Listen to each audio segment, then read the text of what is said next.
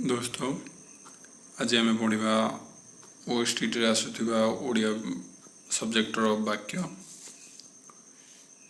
वाक्य दुई mark compulsory question आसूसी वाक्य बहुत सरल भी अच्छे तेणु आज आम वाक्य विषय पढ़ा वाक्य रूप वाक्य को प्रथम तो दुई भाग विभक्त कराला गोटे हूँ गठनात्मक रूप गोटे हूँ प्रकार्यात्मक रूप।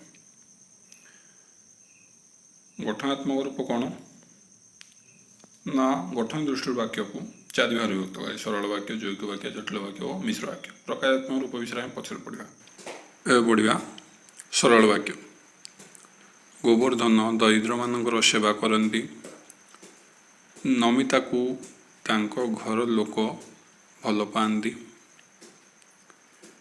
निम्नलिखित वाक्य दुईटे सेवा करती भल पाती समापिका क्रिया प्रणव जड़े शिल्पी आम साहित्य शिक्षक जड़े ज्ञानी व्यक्ति वाक्य दुईटे शिल्पी ज्ञानी व्यक्ति पदे अटंती संयोग करा वाक्य द्वय अटंती उह अच्छे ताल आम बुझिले जे गोटे मात्र समापिका क्रिया थिबा वाक्य को सरल वाक्य कहुए।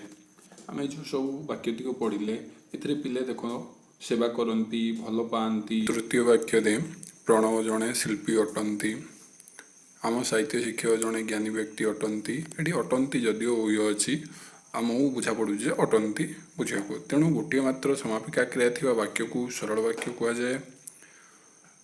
यही सब वाक्य जो पढ़ले ए गोटे लेखे समापिका क्रिया रही।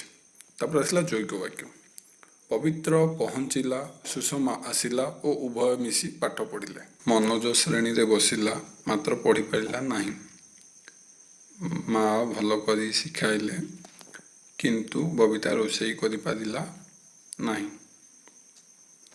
शिक्षक डाकिले मानस एवं सुरेश गीत गाइले। पिले उदाहृत वाक्य चारोटी ओ मात्र किंतु एवं प्रभृति अव्यय पद गुड़िक द्वारा वाक्यर प्रथम अंश और द्वितीय अंश मिसी पूर्ण वाक्य होइछि। देख पिले ओ मात्र किंतु आ प्रभृति ये चारोटी अवयव सबू ये चारोटी वाक्य को जोड़ी तेणु एगुड़ी को संयोजक अवयव कहुए। अर्थात आम एथुरु बुझिले जो अवयव पद द्वारा दुईटी वाक्य परस्पर सहित जोड़ी होती सेगुड़ी को संयोजक अवयव कहुए। यही धरणर अवयव पद यौगिक वाक्य गठन में सहायता करते जो ओ मात्र किंतु प्रभृति आदि जो सब अवयव पद रहा जो संयोजक अवयव पद गुड़िक रहा कौन करती ना यौगिक वाक्य गठन में सहायता करते। आ गोटे दृष्टि पिला लक्ष्य कर पवित्र पहुँचला पहुँचला गोटे समापिका क्रिया सुषमा आसिला आसिला गोटे समापिका क्रिया पाठ पढ़िले पढ़िले गोटे समापिका क्रिया। ताले आम जानिले जे परस्पर निर्भरशील दुई बा ततोधिक सरल वाक्यर समाहार जोगे गठित वाक्य को यौगिक वाक्य कहुए। अर्थात जितेबाला दुई रु अधिक सरल वाक्य रही जाए और उभय वाक्य को गोटे संयोजक अवयव संयोग करें ताहाकू यौगिक वाक्य कहुए। देख पिले आम ए देखिले जे सरल वाक्य गोटे समापिका क्रिया रोचे किंतु यौगिक वाक्य गोटे रु अधिक समापिका क्रिया रोचे। ठीक अच्छे एबे पढ़िबा जटिल वाक्य पिले अजा जितेबाला घरे पहुँचिले सेतेबाला घरे रतन नथिला बापा केबे आशा करि नथिले जे सनातन श्रेणी प्रथम हेब दरकार समय जे साहाय्य करे ताकू उपयुक्त बंधु कहुए।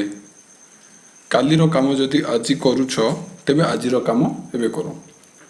ये जो चारोटी वाक्य आम पढ़िले गोटे हूँ प्रधान वाक्य और गोटे हूँ अप्रधान वाक्य चारोटी जाक वाक्य रही। तेणु एथुरु आम जानिले जे दुई बा ततोधिक परस्पर सापेक्ष खंड वाक्यर समन्वय जटिल वाक्य पठित हुए। अर्थात दुईटी खंड वाक्य जितेबाला आम जोड़ा सेतेबाला गोटे जटिल वाक्य होता है। एबे आम पढ़िबा मिश्र वाक्य।